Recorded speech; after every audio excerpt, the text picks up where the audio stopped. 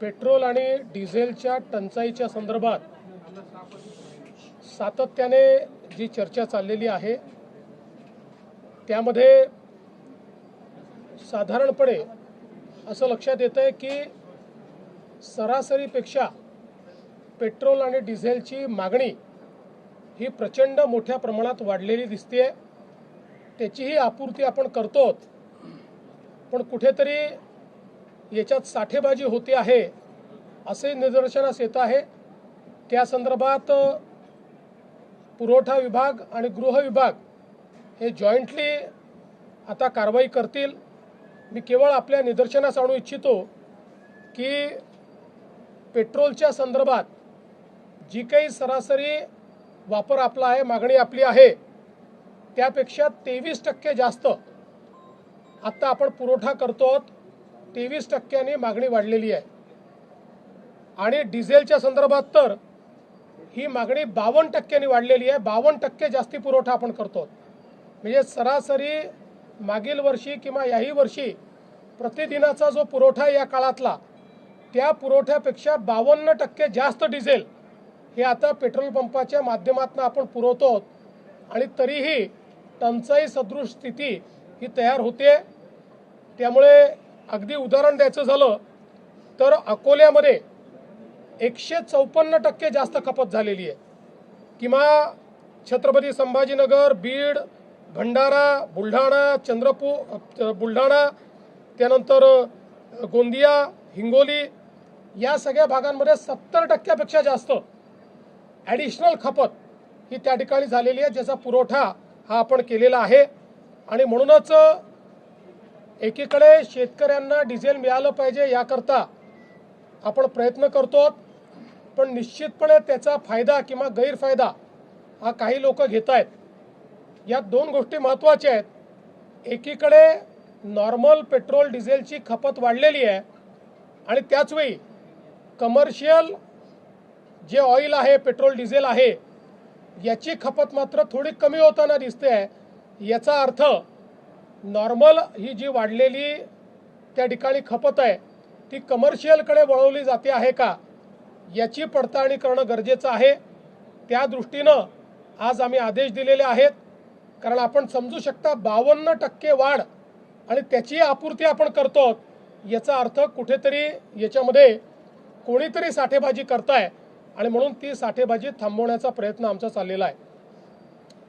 कांद्याच्या संदर्भात आपल्याला कल्पना आहे की कालच केंद्र सरकारने कांदे खरेदीचा भाव हा 3.5 रुपयांनी वाढवून त्या ठिकाणी जवळपास 15 रुपयापर्यंत तो भाव नेलेला आहे। मोठ्या प्रमाणात खरेदी देखील सुरू केलेली आहे। आम्ही केंद्र सरकारला या संदर्भात बैठक घेण्याची विनंती केली होती। उद्या संध्याकाळी केंद्र सरकारमध्ये तशा प्रकारची बैठकही लागलेली आहे।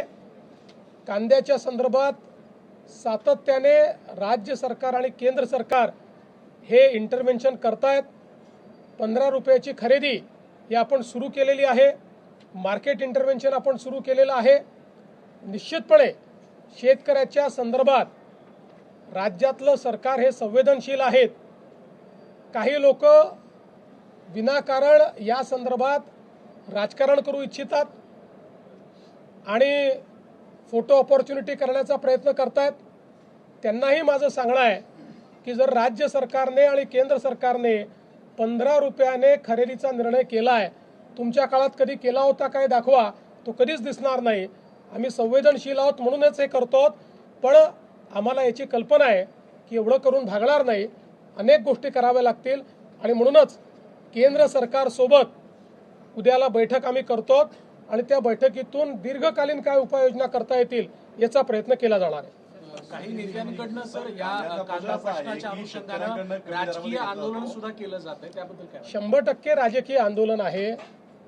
म्हणजे कांदा कापल्यानंतरही ज्यांच्या डोळ्यात अश्रू येणार नाहीत अशी मंडळी आता अश्रू ढाळण्याचा प्रयत्न करतायत। पण मी स्पष्टपणे सांगतो, महायुतीचं सरकार कांद्याच्या संदर्भात संवेदनशीलतेनं काम करण्याचा प्रयत्न करते। नाशिकमध्ये आहे ते आंदोलन पाहायला मिळते, कारण की रस्त्यावर उतरून हे आंदोलन करतात, रस्ता रोको करण्याचा प्रयत्न देखील. हे मला असं वाटतं की फोटो ऑपॉर्च्युनिटी चालली आहे, ते विरोधी पक्षात आहेत, त्यांचं काम आहे ते दाखवून राहिले आहेत. सर, काँग्रेसच्या खासदार प्रणिती शिंदे आहेत, वारंवार मोदींवरती टीका करतात. पुन्हा एकदा त्यांनी एक टीका केली आहे. त्यांचं असं म्हणणं आहे की ट्रम्प तात्या जसं बोलतात तसं मोदी सगळं करतात, असं त्यांनी टीका केली. असं आहे की प्रणिती शिंदे या पहिल्यांदाच खासदार झालेल्या आहेत, पूर्वी आमदार होत्या.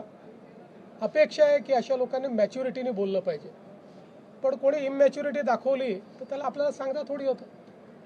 आता एवढी जर इमॅच्युरिटी असेल, म्हणजे आपण कोणाबद्दल बोलतो आहोत, काय बोलतो आहोत, या संदर्भात जर भान राहत नसेल तर अशा लोकांना जनताच त्यांचं स्थान दाखवेल.